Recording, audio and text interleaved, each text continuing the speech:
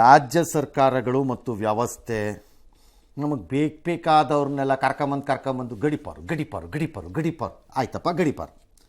ಈಗ ಚಕ್ರವರ್ತಿ ಸೂಲಿಬೆಲೆ ಎಲ್ಲಿಂದ ಗಡಿಪಾರು ಮಾಡ್ತೀರಿ? ಬೆಂಗಳೂರಿಂದನಾ? ಎಲ್ಲಿಗೆ? ಇನ್ನೆಲ್ಲ ತೋರಿಸೋದು ಅವ್ರಿಗೆ ಕಲಬುರಗಿ ತೋರಿಸೋದು. ಎಲ್ಲಿ ಅವ್ರನ್ನೆಲ್ಲಿ ತೋರಿಸ್ತಾ ಇದ್ದೀರಿ?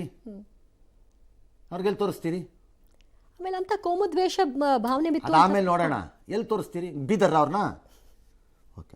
ಆಮೇಲೆ ಬೀದರ್ ಗಡಿಪಾರು ಮಾಡಿ ಎಲ್ಲಿಗೆ ತೋರಿಸ್ತೀರಿ ಆಗ? ಆಮೇಲೆ ಏನು ಹೈದ್ರಾಬಾದಾ? ನೋ.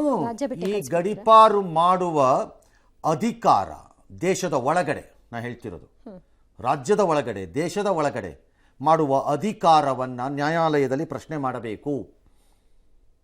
ಇದು ಅಧಿಕಾರಿಗಳು ಅಂದರೆ ಎಕ್ಸಿಕ್ಯೂಟಿವ್ ಪವರಲ್ಲಿ ಇರ್ಕೂಡ್ದಿದು ಅಂತ ನನ್ನ ವಾದ. It should be under judicial ಪವರ್ನಲ್ಲಿ, ಎಕ್ಸಿಕ್ಯೂಟಿವ್ ಪವರ್ನಲ್ಲಿ ಇರ್ಕೂಡ್ದಿದು. ಮಿಸ್ಯೂಸ್ ಆಗತ್ತಿದು. ಮಾಡಕ್ಕೆ ಬರಲ್ಲ, ಇವ್ರಿಗೆ ಹಕ್ಕಿಲ್ಲ ಇದನ್ನು ಗಡಿಪಾರು. ನೀನು ಯಾರು ಗಡಿಪಾರು ಮಾಡೋಕ್ಕೆ?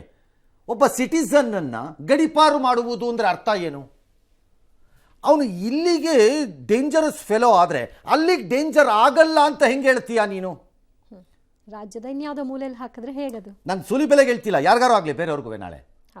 ಒಬ್ಬ ರೌಡಿ ಇಲ್ಲಿ ರೌಡಿ ಗಡಿಪಾರು, ಅಲ್ಲ ಅವ್ನು ರೌಡಿ ಆಗಲ್ಲ ಅಂತ ನೀನು ಹೇಳಿದ್ಯಾರು?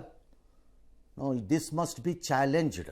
The power of the executive ಈ ವಿಚಾರದಲ್ಲಿ ಶುಡ್ ಬಿ ಚಾಲೆಂಜ್ಡ್, ನಂಬರ್ 1. ಎರಡನೇದು, ಗಡಿಪಾರು ಮಾಡುವುದಾದರೂ ನಿರ್ದಿಷ್ಟ ಸಮಯಗಳ ಒಳಗಡೆ ಇರಬೇಕದು.